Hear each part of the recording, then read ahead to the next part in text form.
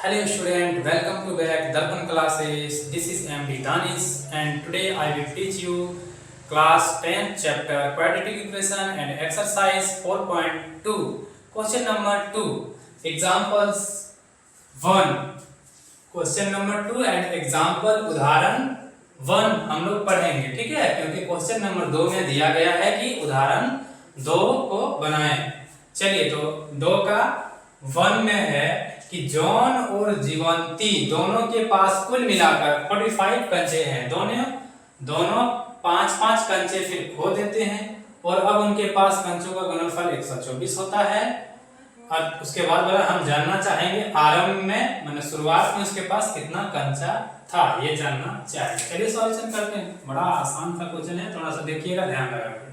क्या करेंगे हम लोग, सॉल्यूशन करेंगे। तो क्या लिखेंगे कि पहले तो दिया हुआ है, क्या दिया है, कुल कंचे की संख्या दिया है, कुल कंचे की संख्या दोनों के पास, ठीक है, कितना दिया है दोनों के साथ, दोनों के पास कितना कंचे, 45। तब क्या करेंगे, मान लेंगे, माना कि जॉन के पास कंचे की संख्या, जॉन के पास कंचे की संख्या बराबर क्या मानेंगे, x मान लेंगे। उसके बाद जॉन के पास अगर x कंचा होगा तो जीवंती के पास क्या करेंगे हम लोग, 45 में इसका x घटा देंगे, क्योंकि दोनों के पास बोला है इतना कंचा है, तो एक का जब संख्या घटा देंगे जो बचा हुआ होगा इसके पास होगा। तो क्या करेंगे, तब जीवंती के पास कंचे की क्या होगा, संख्या बराबर क्या बोलेंगे, 45 में जॉन के कंचे की संख्या घटा देंगे तो जो बचेगा वो जीवंती का कंचा का संख्या निकलेगा। अब क्या बोला है, दोनों 5-5 कंचे खो देते हैं। 5-5 कंचे खोने के बाद, 5-5 कंचे खोने के बाद, 5-5 कंचे खोने के बाद तो बोलेंगे जॉन के पास कितना कंचा बचेगा, कंचे की संख्या कितना हो जाएगा, इसके पास x है, ये 5 को खो देगा मतलब घट जाएगा उसमें 5 को कंचा। और जीवंती के पास कंचे की संख्या बराबर कितना है, उसके पास कंचा 45 माइनस x और 5 को खो गया है तो बोलेंगे जो कंचा बचेगा वो 40 माइनस x बचेगा, क्योंकि 45 में 5 चला गया। अब क्या बोला है कि जो अब बोला है अब उनके पास कंचों की संख्या का गुणनफल 124 हो जाएगा, ठीक है। अब जो कंचा की संख्या ये और ये है ना, इन दोनों का गुणनफल 124 हो जाएगा। तो बोलेंगे अकॉर्डिंग टू क्वेश्चन, प्रश्न के अनुसार, अकॉर्डिंग टू क्वेश्चन बोलेंगे और बोलेंगे बोला है कि दोनों की कंचा का संख्या 5-5 कंचा होने के बाद गुणनफल जो होगा ना वो 124 होगा। तो 124 के बराबर कर देंगे गुणनफल लगा के। अब गुना तो आता होगा आपको, ये वाला बात ऐसे गुना करेंगे तो बोले 40x हो जाएगा, होगा कि नहीं, यही x माइनस x में जाएगा, गुना आना बोलेंगे माइनस x स्क्वायर हो जाएगा। क्यों, x और x गुना हुआ लेकिन माइनस था तो माइनस, अब ये 5 जाएगा इसमें गुना है तो बोलेंगे -200 होगा, यही -5 इसमें गुना आने जाएगा, बोलेंगे +5x। क्यों +5x, क्योंकि माइनस ये लेके जाएगा इसके साथ गुना और इक्वल टू 124, ठीक है।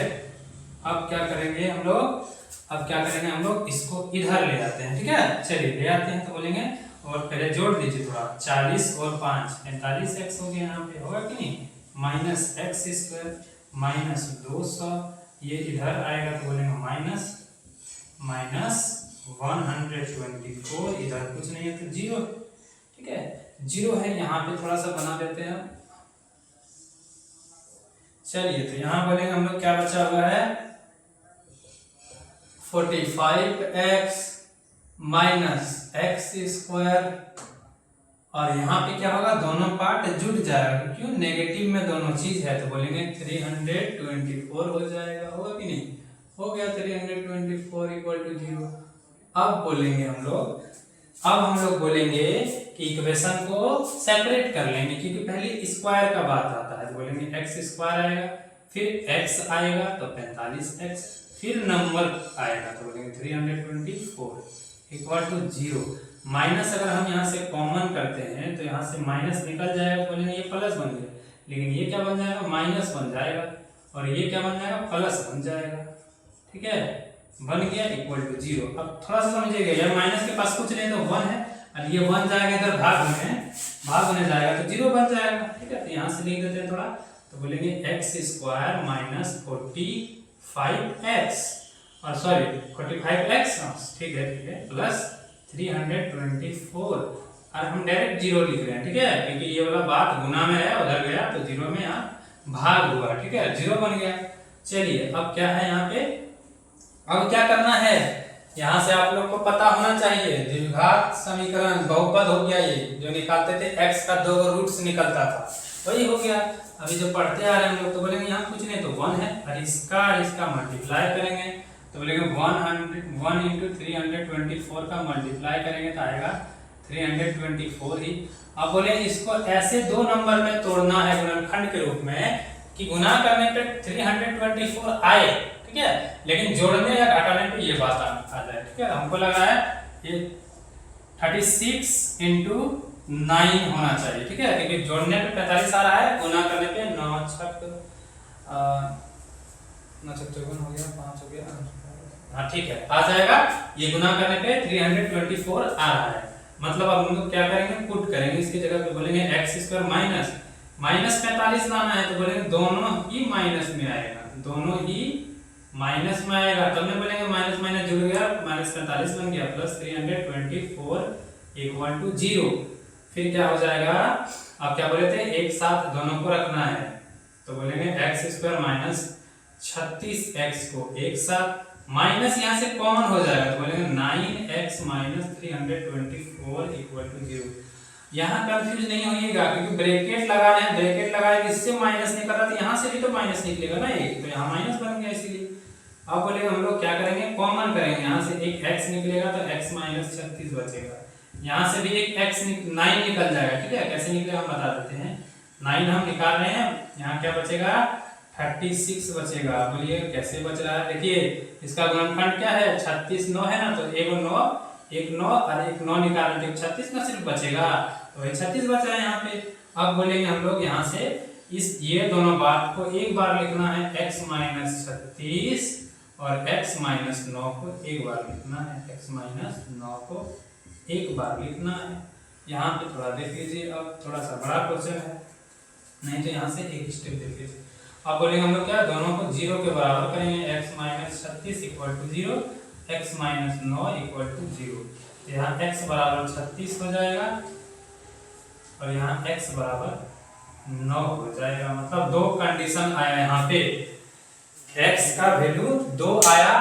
जब बोलेंगे 36 कंचा है किसके पास, x जो है कौन है, जॉन है, जब बोलेंगे जॉन के पास 36 कंचा होगा तो 45 माइनस x करके घटा देंगे तो वो क्या हो जाएगा, जीवंती के पास कंचा। जब 9 कंचा रहेगा इसके पास 9 कंचा, तो इसमें 9 घटा के बताएंगे, 9 45 में 9 घटा के फिर बताएंगे जीवंती का कंचे की संख्या, ठीक है। तो यहाँ से नहीं करते हैं, बस इतना ही करने देते हैं, लेकिन आप लोग यहाँ समझ जाएंगे, ठीक है, आसान बात है। दो कंडीशन आ रहा है, जब x बराबर 36 हो जाएगा, ठीक है, तब ये जॉन का कंचा होगा, तब एक बार बोलेंगे 45 में फिर x घटेगा, x घटेगा मैंने 36 घटेगा, तो जो बचेगा 9 बचेगा, वो किसका होगा, जीवंती का हो जाएगा कंचे की संख्या, ठीक है।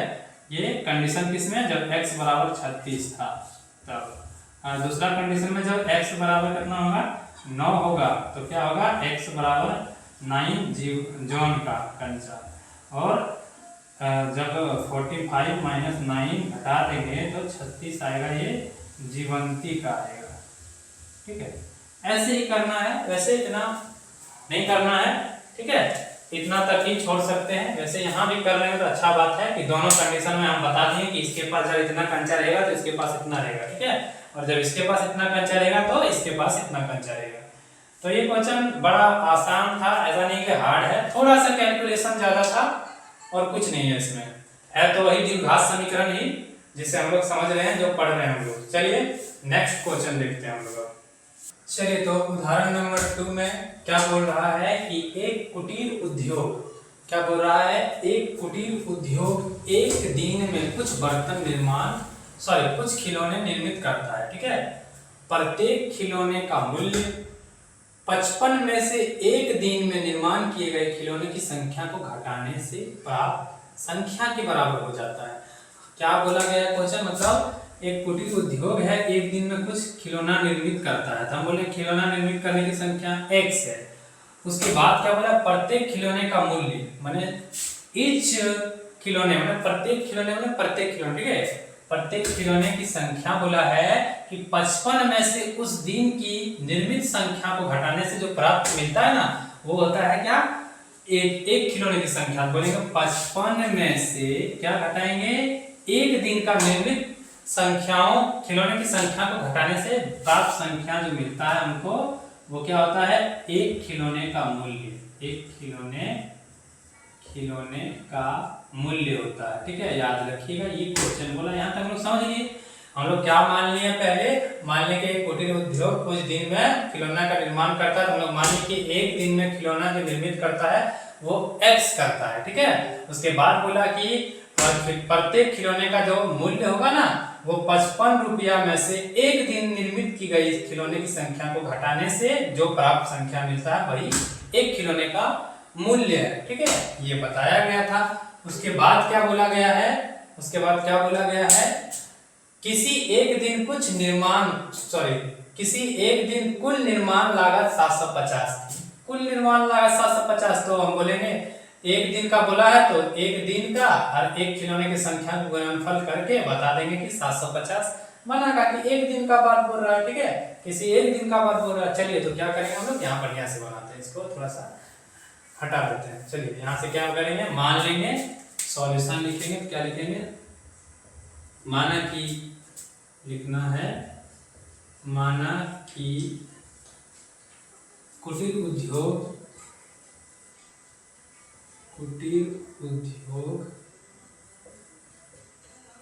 एक दिन में बर्तन बार बार बोले क्योंकि एक्सरसाइज में यही है क्वेश्चन, फिर इसी टाइप का है लेकिन वहां बर्तन बताया गया है। माना कि कुटीर उद्योग एक दिन में खिलौने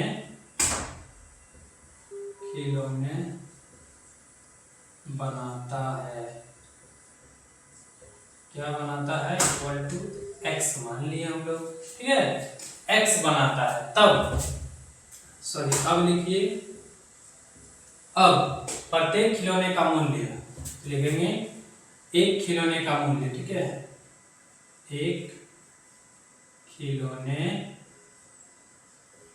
का मूल्य बोला है कि 55 में से एक दिन का जो खिलौना बनाता है, निर्माण करता है, उसको घटाने से प्राप्त हो जाता है, बोलेंगे x इसमें घटा देंगे।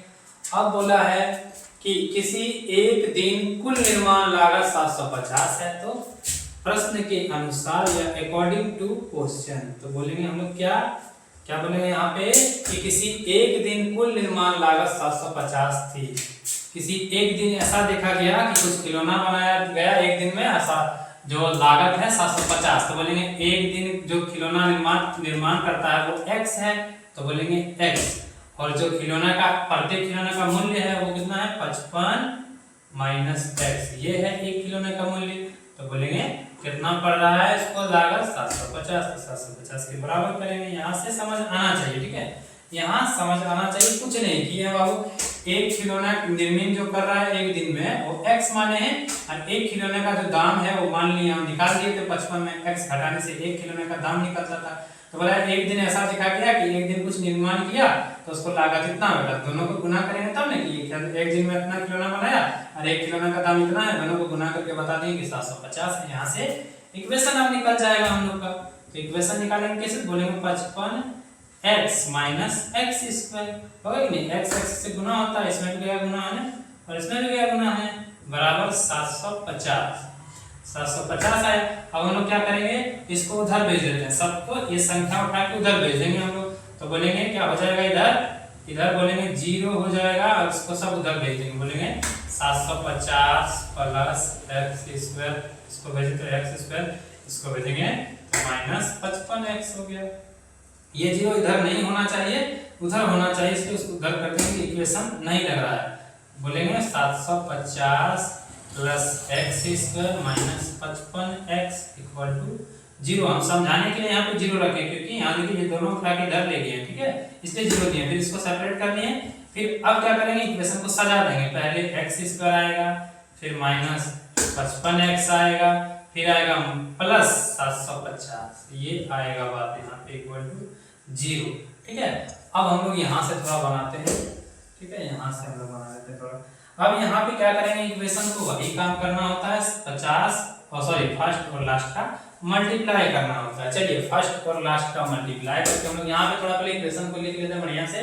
क्या आया है, एक्स स्क्वायर माइनस 55x और आया है प्लस 750, तो 750 इक्वल टू 0। फर्स्ट लास्ट का मल्टीप्लाई करने से 750 ही हुआ।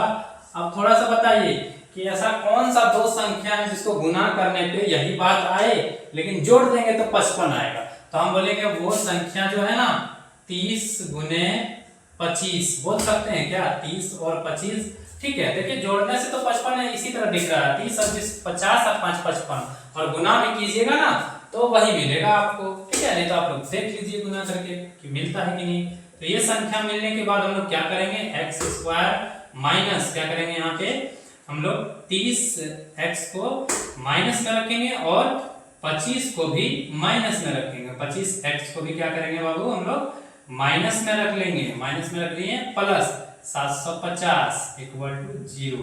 अब हम लोग का क्या होगा, दोनों को कॉमन करने के लिए बोलेंगे इसको एक साथ रखना है और यहाँ से माइनस निकल जाएगा, बोलेंगे 25x माइनस 750 इक्वल टू 0।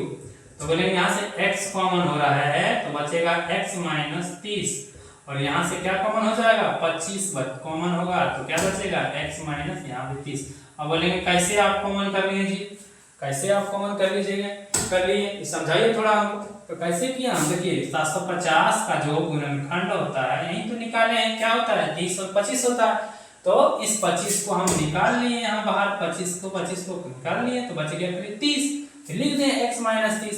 और जैसे हम लोग देखें कि ये दोनों बात हमारा सेम आ गया तो मतलब हम लोग क्वेश्चन सही बना रहे हैं। अब क्या करेंगे, दोनों को एक बार लिखना है, x माइनस 30 को एक बार और इसको एक बार लिखना है x माइनस 25 और दोनों को 0 के बराबर करना है।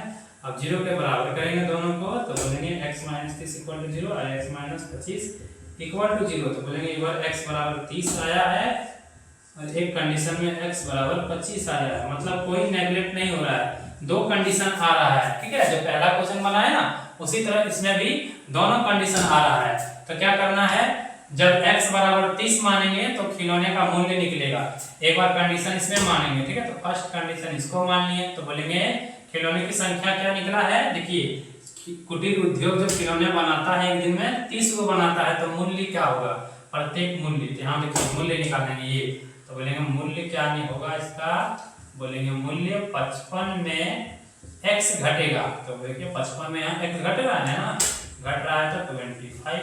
जब ये कंडीशन होगा दूसरा कंडीशन तो बोलेंगे हम लोग मूल्य क्या होगा, 55 में 25 जाएगा, 55 में 25 जाएगा तो बोलेंगे 30 बचेगा, ठीक है। ऐसे दो कंडीशन निकल गया, दोनों में बता दिए कि जब इतना दिन में या तो मतलब इतना निर्मित करेगा वो खिलौना तो इतना रुपए लगेगा एक खिलौने का, और जब इतना निर्मित करेगा तो इतना लगेगा उसका मूल्य। ऐसे ही ये भी क्वेश्चन हम लोग का बन गया।